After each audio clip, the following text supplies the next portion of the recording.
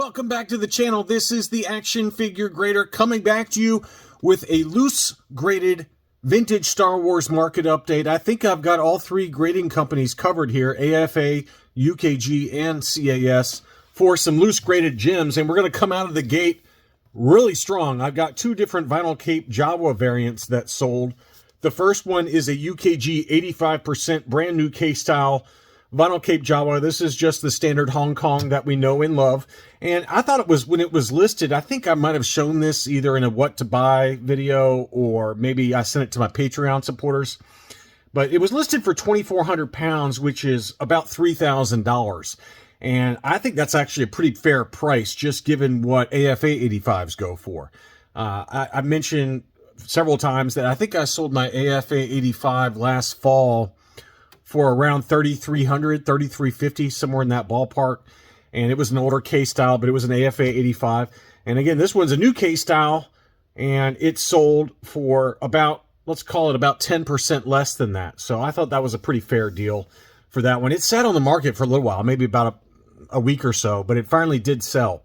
So that's the standard Hong Kong that came in, US card backs. But here is the Toltoys version that came in Australia and New Zealand ESBs. I don't know if this is the same one that appeared on 12 backs for the Toltoys line, but I know this one appeared on Empire Strikes Back Toltoys card backs, and it's very rare. I think that there's, one or two mint on card examples still on card, but it's a Toltoys exclusive made by the Toltoys factory. This one was UKG 75, obviously because of the degradation to the limbs on this one. It's a very common problem. And this one was listed for 2,600 pounds or about $3,250. And this is another one where I thought even the list price was pretty fair. On March 12th, an AFA 80 example sold for $5,000. So this is a UKG 75% where the list price was $3,250.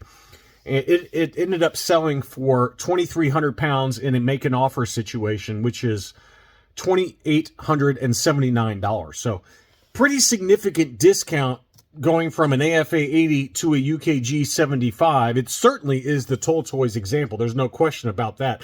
I don't know if it's a factory-specific Jawa blaster that went with this one or not, but I was just very surprised by that dichotomy. It's just a huge margin there. And, looking at the photos of the AFA 80 example, I couldn't really tell a difference, to be honest with you, between this one and the AFA 80, because the AFA 80 also had some discoloration. Now, it wasn't quite as bad. I guess I should say I could tell a little difference because the arms on it were mottled versus this one where I feel like it's already completely turned brown. So I shouldn't say that, but to me, I don't know if it really matters whether you've got a 75 grade or an 80 grade, because I think at the end of the day, even the 80 grade is going to end up looking like this in 10 years or so.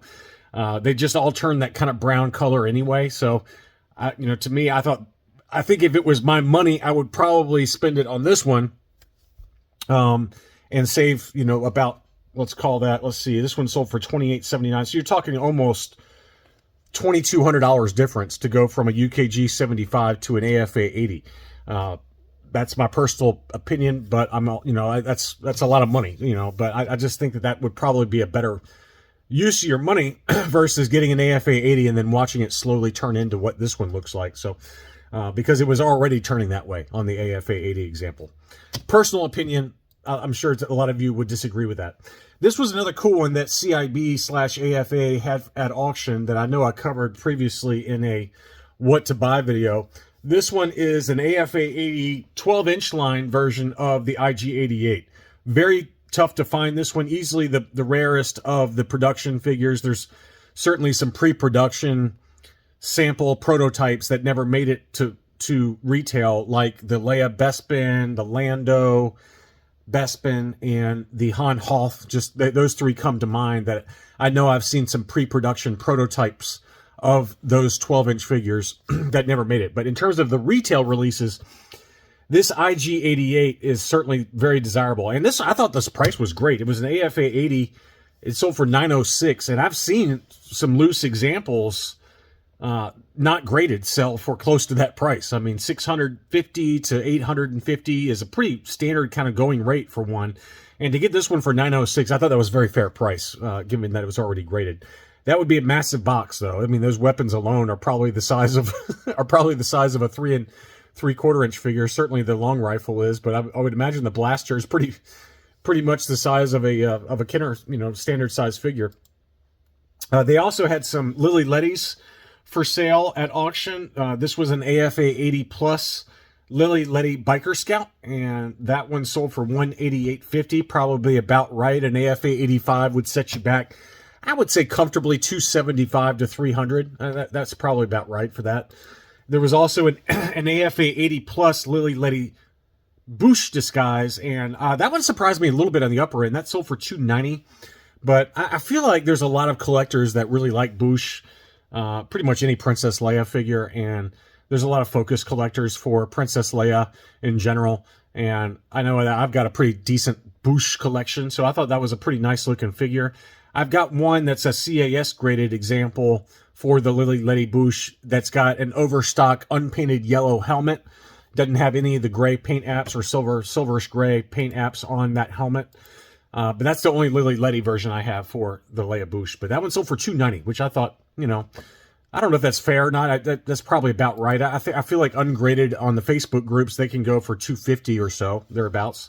So pretty good deal there.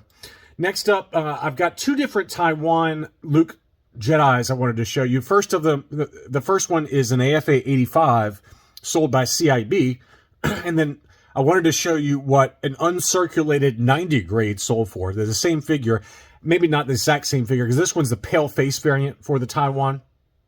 I think the other one's just a standard Taiwan. But this is kind of a variant that AFA notes on their label sometimes. You got Taiwan Luke Jedi Knights, and then you got pale face Taiwans. So it's very clearly the pale face, though. You can see how pale the face is relative to the peach color for the hands. Surprised it got the 85, just given the wear to the hand there. It's got a little knuckle wear as well as a wear on the thumb. So I thought that was maybe a little generous on the score, just given the obvious paint wear to the hand. But that sold for $251. And then here is that uncirculated 90 grade. So again, this one is not the pale face, although it looks pretty much the same to me. It's hard to tell the difference, but the lighting on this one is not quite as clear versus the really high-res photos from CIB. But this was an uncirculated 90 grade with an archival case, brand new case style, and that one sold for $353, which I thought was a pretty good deal. And obviously didn't have any paint wear to the hands. The Jedi Knight cape was still in that little green wrapper, but very, very nice looking figure. And maybe you can see it a little better there. So there's the face that is not labeled the pale face by AFA. And then here is the face that's labeled pale face. So there's a close-up of the pale face. Here's one that's not labeled pale face. I can't tell the difference at all, so I have no idea. But it's probably a little more clear if you are looking at it in person. But, even on this one, I would venture that this one is probably the exact same figure because there's very clearly a paint color difference between the face and the hand on this one, and the same on this. You can see it's a very pale face relative to the peach for the hand. It actually looks more clear to me. The difference is more clear in this side profile for the other U90 grade. But I'm probably spending 8 minutes talking about paleface Taiwan Luke Jedis, and none of you care. But that's what my brain went to. I don't understand why this one doesn't have paleface on the label and the other one does. Drives me crazy. Here's a CAS 90 Amanaman. This one sold for $341.50. Pretty fair deal there. I mean, we've talked about in my loose complete videos, the Amanaman can go for $275 to $300 pretty easily. So to get a CAS 90 for $341, I thought that was a pretty fair deal. This was an interesting 3-pack. This was a 3-pack with Weequay and Reese and Klaatu. And so there you go. It's a Star Wars 3-pack. And I can't read the label, the grading label on it, but it was graded CAS 85 plus. And that one sold for $648 on 7 bids. I thought that was a pretty fair price. Really nice looking box art on that one too, because I like the fact that bib it's weird because if you look at everything they've got here, it's all Return of the Jedi characters, really. I mean, the Vader, you could argue, is a first 12, but you got Squidhead, Emperor's Royal Guard, Chief Chirpa, Gamorrean Guard, and then Bib Fortuna with the red burgundy cape, which it's kind of cool that it's got the burgundy there. And then for some reason, you got Luke Hoth and R2-D2 sensor scope on there. So I don't know why. To me, you should have Luke Jedi on there and then R2-D2 pop-up lightsaber. Or maybe just I guess the sensor scope was really on the 77 backs until the Power of the Force line. So I guess I get it a little bit. I don't know why Luke Hoth is on there, though. He definitely stands out as not being appropriate for the Return of the Jedi packaging. But that's really cool packaging. 3 Jabba's minions graded CAS 85+. And I was trying to read which department store 3-pack it is. It's not labeled. It just says department store 3-pack. So $648 took that one home. This was a beauty. I really wanted to bid on this because that's a tough variant to find. This is the painted helmet Taiwan Boba Fett, light blue painted helmet or painted head. That was graded AFA 80+. And, during the height of Boba Fett madness, back when the Book of Boba Fett was going on, there was an AFA 85 loose graded that sold for like $1,800 or $1,900. It was complete insanity. And they've come back down to earth a little bit. I would say an AFA 85, you might even be able to get it for below $1,000. I feel like I saw one sell around that price, but this was an 80+, new case style. And I thought that the paint, particularly the paint on the helmet on this one, was very noticeable. Like the blue paint on the head was so noticeable relative to the outfit and the blue plastic of the body that it just really popped to me. I thought this was a very, very nice looking 80+. And because I've seen some Taiwan painted helmet Fets that it's hard to tell that they were even painted helmets. It's just the color difference between the body and the head is pretty minuscule. This one, it really stands out nicely in the photo. So I was tempted on this one, but I just didn't want to spend any money. That one sold for $676, and in my mind, at one point I did have a snipe set up, and I think my snipe was actually right around this price. It was $670, somewhere in that ballpark. So I probably wouldn't have won it anyway, but it's nice to know that in my mind I was kind of pretty close to where I was expecting that to sell. But that was a really nice figure, and it was sold by LJ's Card Shop, which I had bought from before and been happy with. So nice pickup if you happen to be the one that picked that up. That's one I wouldn't mind targeting at some point, maybe this fall. Here's another Taiwan. And, this was at auction, and it was labeled light green chest on the auction title. It wasn't mentioned on the UKG label. It just says Taiwan UKG 85. But looking at the chest, it does look very light relative to this one. Here's the Taiwan, and it's much more of an olivey kind of color relative to this, which is more like it doesn't look that olivey to me. It looks like a bright green chest to me. So another kind of cool variant. And I think that AFA does label that light green chest, but they do it for the Hong Kong. I don't know if they do it for the Taiwans, but for the Hong Kongs, for sure. I've seen light green chest on the AFA labels before. But anyway, I thought that was a really nice looking figure. Maybe a minor variation, it could be factory error. Who knows what's going on with the paint. But I thought that was a nice figure. That sold for 155 pounds, which is $193. Here was that short pour made in Hong Kong Nien Num. And, when it says short pour, what it means is that the injection for the mold for the Hong Kong, it just didn't have quite enough injection that they put into the mold. And so as a result, it's kind of like a faded, instead of saying Hong Kong, it just says Hong Kong. So you can kind of see there that just wasn't quite enough. And so it kind of blurred out. So anyway, I thought that was an interesting label from UKG, and I've seen them label different items short pours. They oftentimes they do short pours where it's got kind of a nubby hand, where the hand is like not fully formed because there wasn't enough injection mold, or the foot is like a mini stubby foot. But in this case, it was just the COO. It was a short pour COO, so that was kind of cool.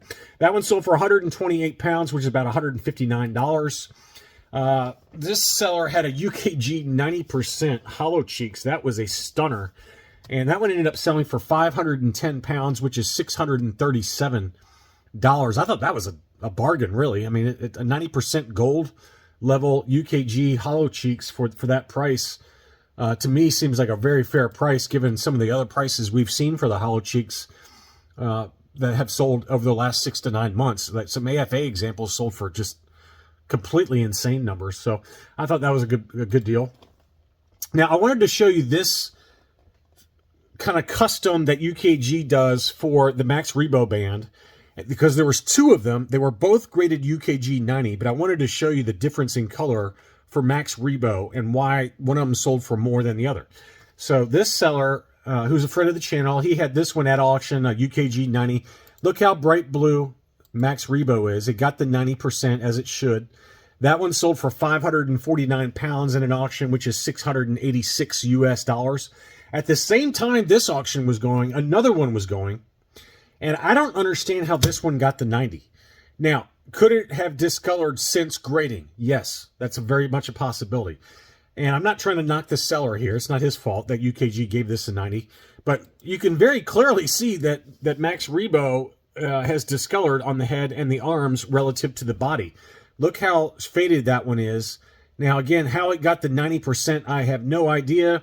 I guess if I was a UKG member, you could look up the archive number to see when this was graded versus this one that, got the 90% and very clearly is still basically the same color for the arms and the head. So anyway, I don't know if all of them are going to turn that way or what, but I just feel like that was a very strange 90%. That should have been an 85 at best, in my opinion. But that one sold for a lot less. It sold for 426 pounds, which is $532, versus this one that sold for $685. So let's call that $150 more, roughly, for the other one. So here was that UKG 90% Luke Stormtrooper, and it looked every bit of a 90 to me. I mean, you could maybe argue that there's a slight dot on the crook of the elbow there.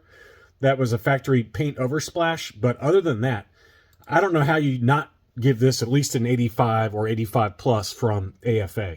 There's no way this gets below an 85, in my opinion. It was a gorgeous figure. No hair rub. I mean, it was pretty much flawless, if you ask me. The color of the limbs looks the same to me, anyway, versus the torso. And it sold for big money as a result. 1,020 pounds, which is $1,274 US. So I would love, I'm not saying I would ever do this because I wouldn't, but if I had a UKG 90 for this figure, if I own this figure, I wonder if you cracked it out and sent it back into AFA, what it would get. I would be very curious. I would be hard-pressed to believe it would get less than an 85, maybe an 85 plus. I don't know. A lot depends on the limb looseness, things like that. But that was a really nice figure. Really, really nice figure. So $1,200 plus took that. Almost $1,300 took that home. Here was an AFA 80 plus yak face. That one sold for $601. I thought that was actually fairly fair relative to some. I've seen some that have sold for this price or more ungraded in the U.S. So it's nice to see people have their head about them and not overspend on them. That's probably a fair price in the current environment for an 80 plus. And then I think the same seller also had this one, which was a beauty. This was the Droids C-3PO AFA 85. And it looks like it's a little sideways in the case, but you could probably tap it or something to get it back to kind of straight. But I'm so OCD sometimes. That one sold for $687, which is, again, probably on the lower end of my expectations. I've seen them go for, 800 plus, really. So that was, I thought, a pretty fair deal as well.